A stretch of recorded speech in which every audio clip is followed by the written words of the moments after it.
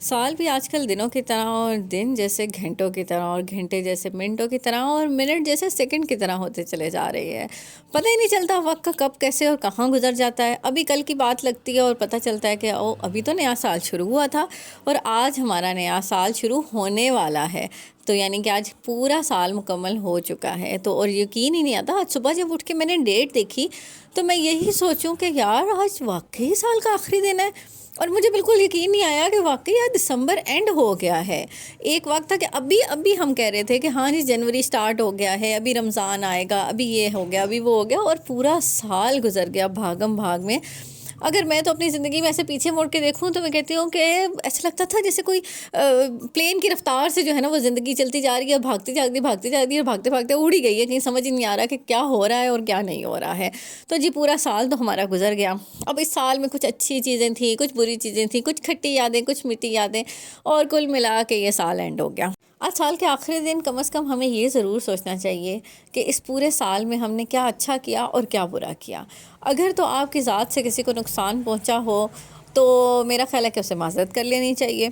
और अगर जो है किसी ने आपकी ज़ात को नुकसान पहुंचाया हो तो कोशिश करें कि उसे माफ़ कर दें। हाँ, माफ़ करना कभी कभी मुश्किल हो जाता है, कुछ चीज़ें होती हैं जिनको हम माफ़ नहीं कर पा रहे होते हैं, लेकिन कोशिश करनी चाहिए, इससे आपकी ज़िंदगी आसान हो जाती है।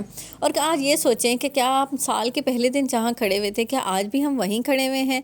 अगर तो आप वहीं के वहीं हैं तो मेरा ख्याल है कि आपने अपने साल में कुछ नहीं किया, बस खाया पिया और दिन ज़ाया किए खाली। लेकिन अगर आपकी जो भी आपका करियर है, एजुकेशन करियर है, चाहे आपकी जॉब करियर है, अगर तो उसमें कोई बेहतरी आई है, उसमें कोई इम्प्रूवमेंट नज़र आई है, आपकी एजुकेशन में कोई इम्प्रूवमेंट हुई है, तो इसका मतलब कि आपने साल कोई प्रोडक्टिव इस्तेमाल किया है और इसका कोई प्रोडक्टिव यूज़ हुआ है।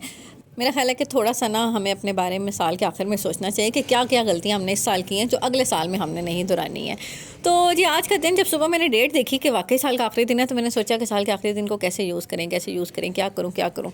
तो मैंने कहा अच्छा कुछ खा लेते हैं कुछ बेहतर खा लेते हैं। और साल का आखिरी दिन है और महीने का भी आखिरी दिन है ना, जेब भी खाली होती है, तो इसलिए कुछ महंगा नहीं खा सकते थे। इस महीने हमने इतनी आउटिंग की है कि मैं किसी ब्लॉग में आपको दिखाऊंगी कि इस महीने हमने कितना कुछ खाया भी है, कि शदीद वाला हमने जो है ना पैसे उड़ाए थे। तो इस दफ़ा मैंने सोचा कि साल का आखिरी दिन है, क्यों ना अच्छे से दाल चावल पैन किया जाए।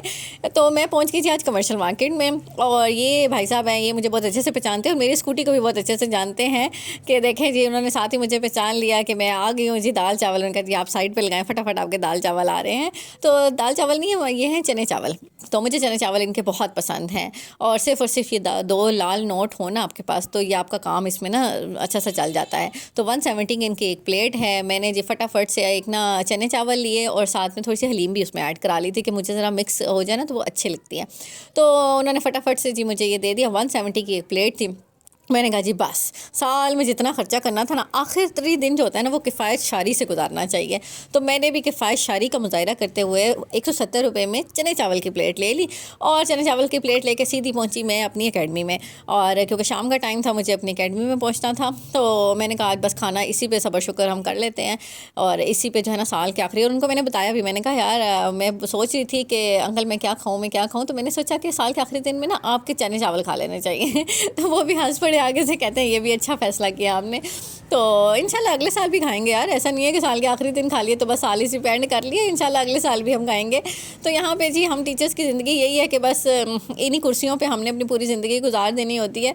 तो मैं भी पहुँच गई जी अपनी एकेडमी में, और साथ ही मैंने वहाँ पर खुद ही जो है ना एक प्लेट ली, उसके अंदर डाले हैं चावल, और बच्चे भी इर्द गिर्द बैठे मुझे देख रहे थे। मैंने कहा यार क्या करें, अब खाना पीना तो है ना, तुम भी खा लो, जिसको भूख लगी है वो भी खा ले। और अक्सर मेरे साथ ऐसा होता है कि मेरा आधा जो लंच होता है ना वो कोई ना कोई बच्चा साथ में खा रहा होता है, क्योंकि मुझे भी अच्छा नहीं लगता अकेले खाना, और बच्चे भी आगे पीछे जब देखते हैं ना तो इंसान को वैसे ही थोड़ी चीज़ें होती है ना, एक इरिटेशन हो रही होती है कि यार ये मेरे शक्ल क्यों देख रहे हैं। पर हम टीचर्स का ना खाना पीना ऐसा ही होता है।